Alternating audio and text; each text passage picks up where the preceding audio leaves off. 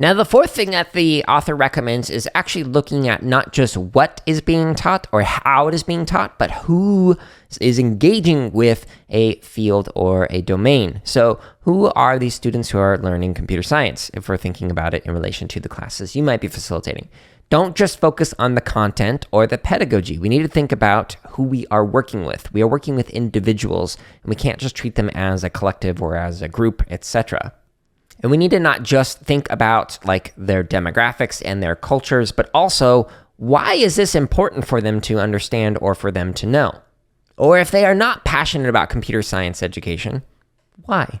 That is something for us to consider and for us to be able to adapt to. So the author recommends that every program should look different. So here's a little random tangent from back when I was teaching general music and band and when I first started teaching. The very first class that I ever taught on my own, after I was hired, was a 3-grade level course. I think it was like 2nd, 3rd, and 4th grade, something like that.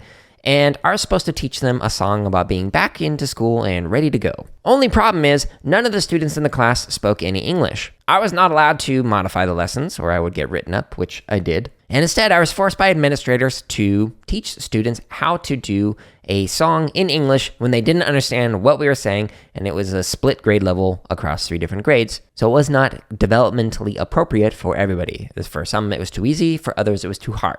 Why was I forced to do this? Because every single elementary school, all 50 plus of them in that district, had to teach the exact same lesson the same week to the same grade levels. Things were standardized to a point where it did not account for who was in the classroom. I am so grateful that I had that terrible experience the first time I taught on my own, because it really taught me the lesson that what matters is who we are working with, not just the concepts and practices that we are teaching. That was such a valuable lesson for myself to get on my very first experience teaching on my own, full-time at least, because I had been teaching drumline since my senior year of high school in private lessons and all that fun stuff.